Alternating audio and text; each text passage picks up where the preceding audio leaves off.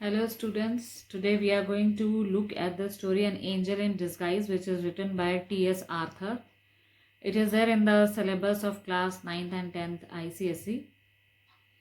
He was a popular 19th century American writer and his stories generally are related to respectable middle class people of the society. In this story, he has shown the feeling of compassion and love between Joe Thompson and the little girl Maggie, how she had entered into the life of Joe Thompson and his vinegar tempered wife, and how her presence had completely changed the character of that vinegar tempered woman, and how she had brought happiness in their lives because they both did not have any child in their life. So let's look into the story. Idleness, vice, and intemperance had done their miserable work, and the dead mother lay cold and still amid her wretched children. She had fallen upon the threshold of her own door in a drunken fit and died in the presence of her frightened little ones. See, idleness, vice. Idleness, she did not have any work. Who did not have any work? The mother of three young children. She did not have any work. Intemperance, nobody had shown any type of mercy towards her, and her temperament kept on changing every time, sometimes because of the rude behavior of the villagers. And she did not have any, you can say, sympathy from the villagers. Due to this, she did not have any work, so she could not feed her children, and one day she died in front of her children. She died at the threshold. Threshold means at the entrance of the house. She was in a drunken fit. That means she had already taken liquor, and due to which she died. Death touches the spring of our common humanity. Whenever somebody dies, even if you hate that person, you have hated that person throughout your life, ultimately you feel mercy for that person when that person dies. Similar thing happened with the villagers. They also were touched by, you can say, mercy when she died.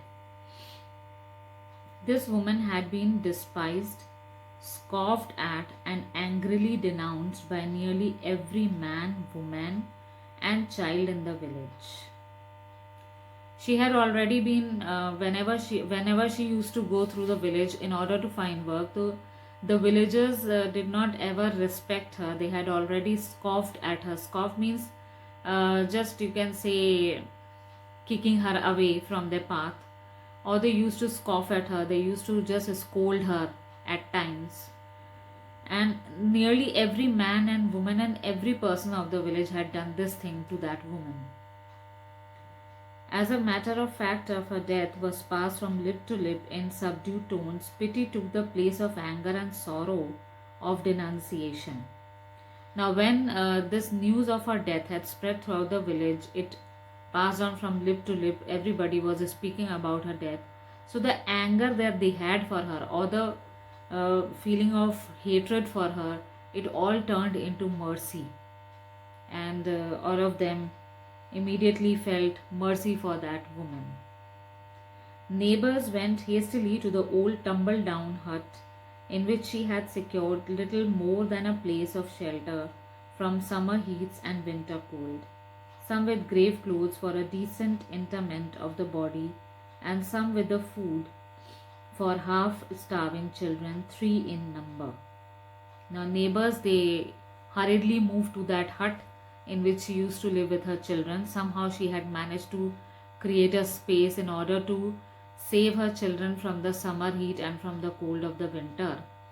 So some people, they brought the grave, or you can say the clothes for that dead body, and some of them, they brought the food for her half starved children. Here the quantity is told that she had 3 children. Of these, John, the oldest, a boy of 12, was a stout lad able to earn his living with any farmer. Kate, between 10 and 11, was bright, active girl out of whom something clever might be made if in good hands. But poor little Maggie, the youngest, was hopelessly diseased. Now, here the age of the children have been told. John was the oldest one. He was, you can say, 12 years old of age, and he was sturdy, and he could work with any farmer in order to earn his living. So, there was no tension about him. Second number was Kate. She was between 10 and 11. And if she could be kept in good hands, she could be trained so that good work could be taken from her. But the youngest one, Maggie, her age has not been told here, she was diseased. How she was diseased? 2 years before, a fall from a window had injured her spine, and she had not been able to leave her bed since, except when lifted in the arms of her mother. So here they have told the incident that 2 years back she had fallen from the window of her house, due to which her spine broke, and now she could not move from here to there, and she was always bedridden. She could only move when her mother used to pick her in her arms. What is to be done with the children? That was the chief question now. The dead mother would go underground and be forever beyond all care or concern of the villagers, but the children must not be left to starve. After considering the matter and talking it over with his wife, Farmer Jones said that he would take John and do well by him. Now the question arises between the villagers that what should be done with the children. So everybody thought that now the mother has died, she has no worries, no concern about her children. So it was the responsibility of the villagers to take care of the children. Now Farmer Jones, he talked to his wife, and after some discussion they decided to take John with them. And Farmer Jones said that I will treat him nicely and also take good work from him. Now that his mother was out of the way, and Mrs. Ellis, who had been looking out for a bound girl, concluded that it would be charitable in her to make choice of Katie, even though she was too young to be of much use for several years. Now Mrs. Ellis, one of the villagers, she decided to take Kate with her. Although she knew that Kate was still younger and much work could not be taken from her, but still she said that it would be charitable for her in order to take her and train her accordingly. I could do much better, I know, said Mrs. Ellis, but as no one seems inclined to take her, I must act from a sense of duty, expect to have trouble with the mind, for she is an indisciplined thing and used to having her own way. Mrs. Ellis said that I know that I can get a better one than Kate, but it is my moral responsibility to take this girl because she would be much troubled. And although I know that it will take time for me to train her because she is an indisciplined girl and she has a way of doing her own work in her own way. Because as we know that poor children, they are not under any restriction. They do whatever they want. So Mrs. Ellis said that it will take time for me to train her. But no one said I'll take Maggie. Pitying glances were cast on her wan and wasted form, and thoughts were troubled on her account.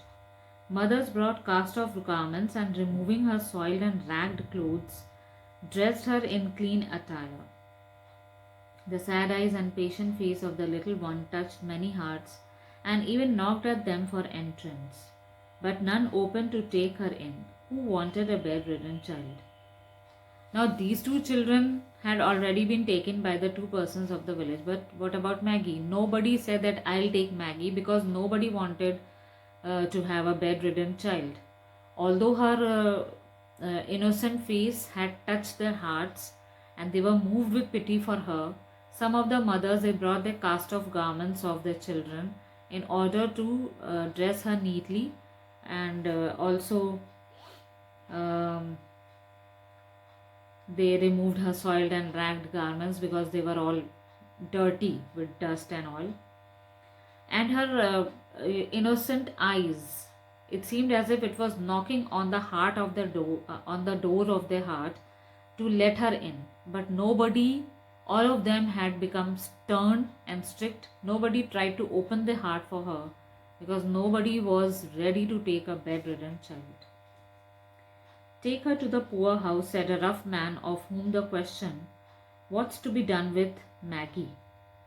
was asked. Nobody is going to be bothered with her. He gave a suggestion. One of the rough men of the village said that let's put her in a poor house, because someone asked him that what should be done with Maggie. So this was a suggestion he gave. The poor house is a sad place for sick and helpless child, answered one. But somebody said that, but in poor house she will feel lonely. It will not be a good place for her because she is sick and helpless. For your child or mine, said the other, lightly speaking, but for Tis Pratt, it will prove a blessed change. She will be kept clean, have healthy food, and be doctored, which is more than can be said of her past condition. Then the other person, he said that for your child and mine, it would be a sad place, but for her it will not be. She will be taken care of, she will be doctored, she will be given good food, and this is the way that she can be happy in her regarding her past condition in which like as she had a fall. There was reason in that, but still it didn't satisfy. The day following the day of death was made the day of burial. A few neighbors were at miserable hovel, but none followed dead cart as it bore the unhonored remains to its pauper grave. Farmer Jones, after the coffin was taken out, placed John in his wagon and drove away.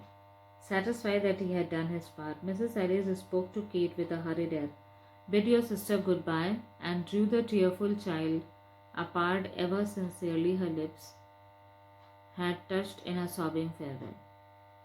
Now the next day the burial of that woman was arranged, but nobody followed the dead cart, the cart in which the dead body was being taken to the graveyard, because nobody had respect for that lady. So they thought that it is an unhonored remain, so we will not follow that. Now, as soon as the dead body was had moved to the graveyard, immediately Farmer Jones, he made preparations, and he took John with him and hurried away. He was satisfied with what we have done. Then Mrs. Ellis, she hurriedly told Kate to say goodbye to Maggie, and then she pulled her arms, and before the two sisters could meet each other in a proper way and say goodbye to each other, she took her away. Hastily others went out, some glancing at Maggie and some resolutely refraining from a look until all had gone. She was alone. Just beyond the threshold, Joe Thompson, the wheelwright, paused and said to the blacksmith's wife, who was hastening off with the rest, "It's a cruel thing to leave her so."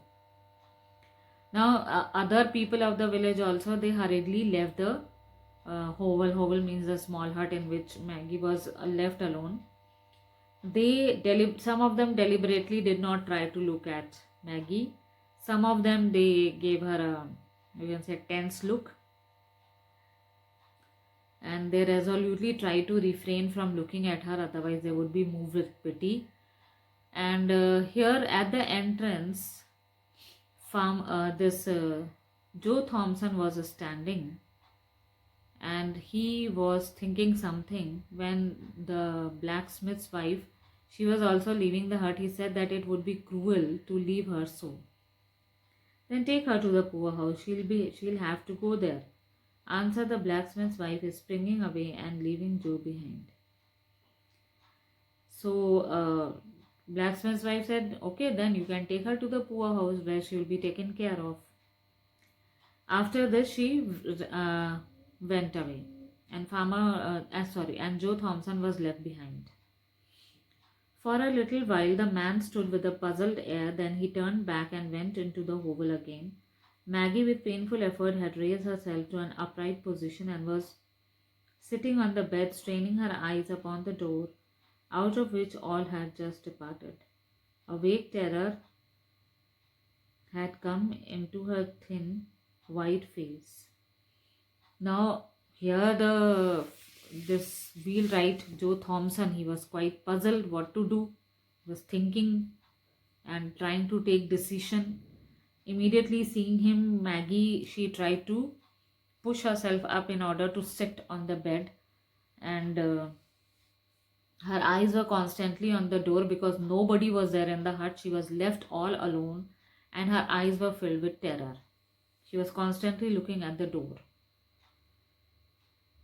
"Oh, Mr. Thompson," she cried out, catching her suspended breath, "don't leave me here all alone." And then she called out, "Mr. Thompson, that please do not leave me here. I'll be left all alone here." Though rough in exterior, Joe Thompson, the wheelwright, had a heart, and it was very tender in some places. He liked children and was pleased to have them come to his shop, where sleds and wagons were made or mended for the village lads, without a draft on their hoarded sixpences. Although Joe Thompson seemed to be a very rough, tough man from outside, but internally he was quite moved, and he had a kind heart in him, and he liked children the most. Since he was a wheelwright, he used to repair the wheels or make wheels in his shop. So he liked to call the children to his shop, and it was quite enjoyable for him or fun to look at the children. So whenever the children used to come to his shop, he used to work for their sleds and wagons and create wheels for those vehicles without a draft on the hoarded sixpences. He didn't take any money from there. "No, dear," he answered in a kind voice, going to the bed and stooping down over the child.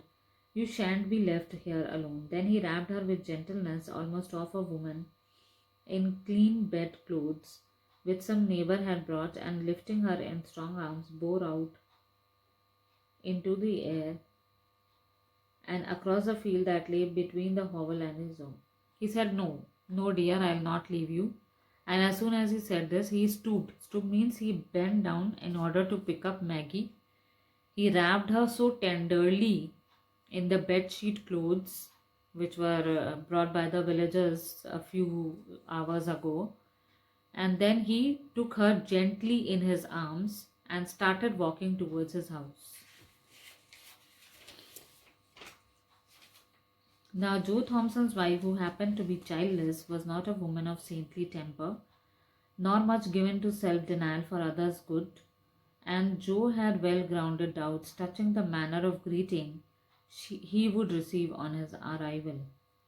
Mrs. Thompson saw him approaching from the window, and with ruffling feathers met him a few paces from the door.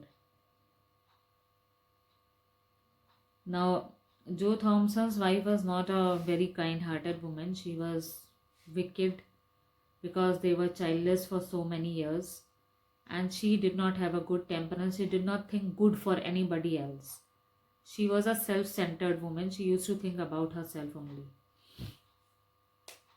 So he was having a doubt that how would she receive or how would she greet the child in his arms. And Mrs. Thompson, she saw him approaching from the window, so she came down with ruffling feathers. Ruffling feathers means when she was moving so quickly that the sound of her moving clothes was coming, just like feathers. And he knew that he was bearing a very precious burden of the world, and the same thing he felt in his heart also. As his arms held the sick child to his breast, a sphere of tenderness went out from her and penetrated his feelings. A bond had already corded itself around him both, and love was springing into life.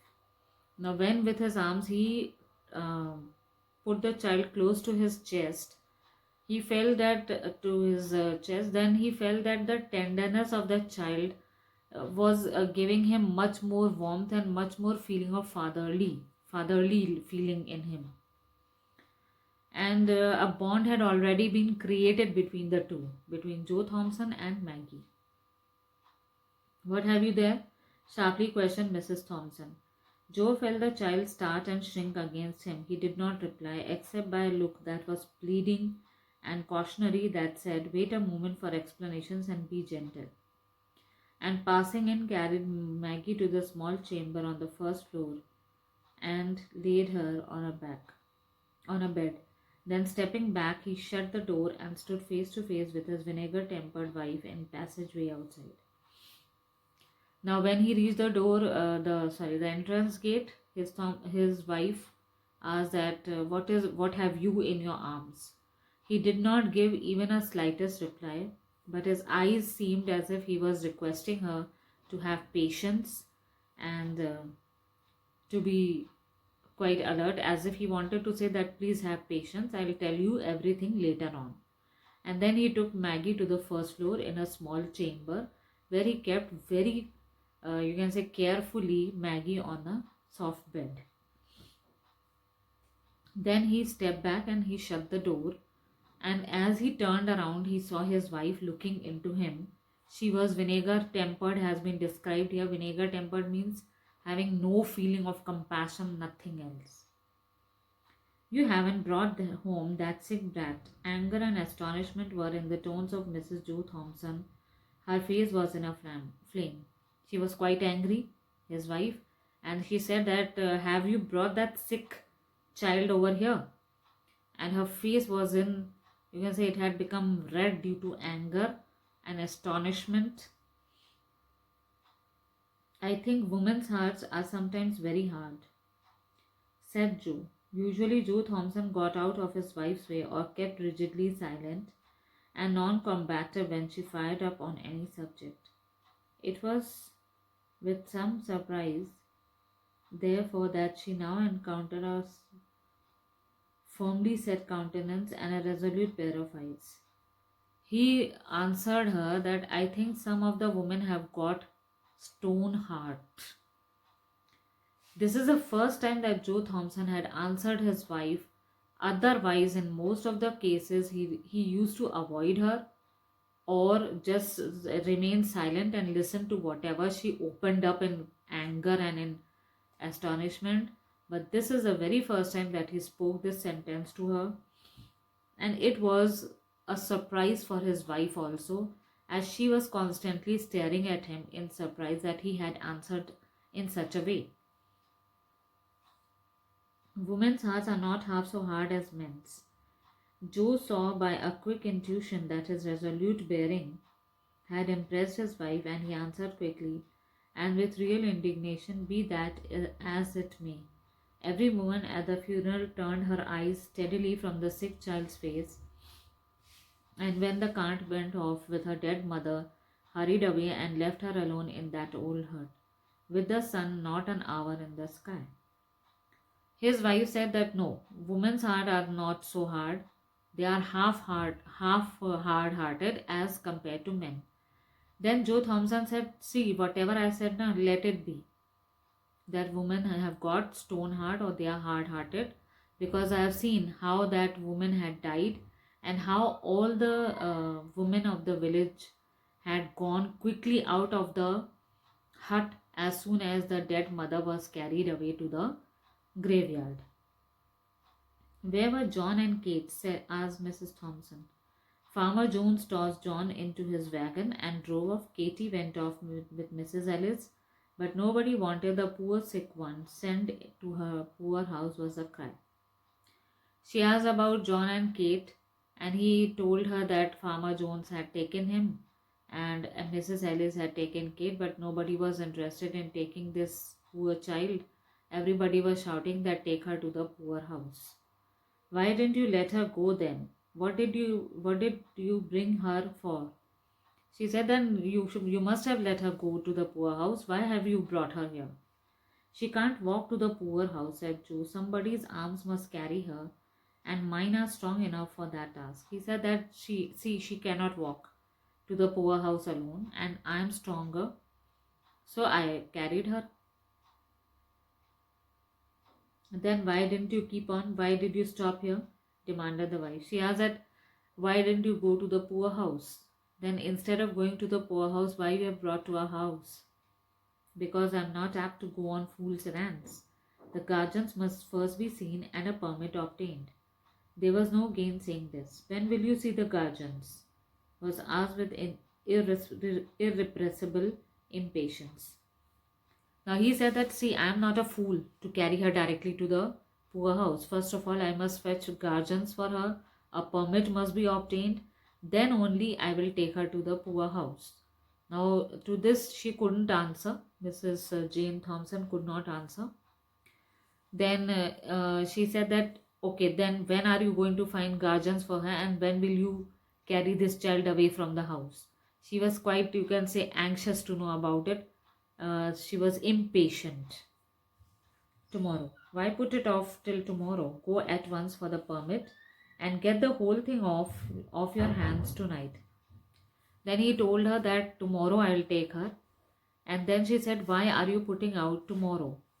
Why not you go at once for the permit and get the whole thing off by tonight itself?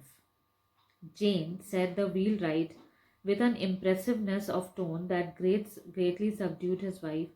I read in the Bible sometimes and find much said about little children, how the Saviour rebuked the disciples who would not receive them, how he took up in his arms and blessed them, and how he said that whosoever gave them ever a cup of cold water should not go unrewarded. Now, it is a small thing for us to keep this poor motherless little one for a single night, to be kind to her for a single night, to make her life comfortable for a single night. Now, Joe Thompson immediately told his wife that, Jane, I have often read in Bible that how the Savior, Jesus Christ, had rebuked his disciples when they were kicking off the children who wanted to drink water. How he had taken the little ones in his arms and blessed them and said that whoever takes care of the children and does not let the children go away without a cup of water will always be rewarded by me. And then I think that this is a small thing for us, that we should keep this child for one night. At least if we can do this much, that for a single night we can make her life comfortable, we can be kind to her for a single night, and we can keep her for a single night. The voice of the strong, rough man shook, and he turned his head away so that the moisture in his eyes might not be seen. Mrs. Thompson did not answer, but a soft feeling crept into her heart. Now, while he was speaking this thing, the Joe Thompson's eyes were actually shedding tears, but he turned his face away and he tried to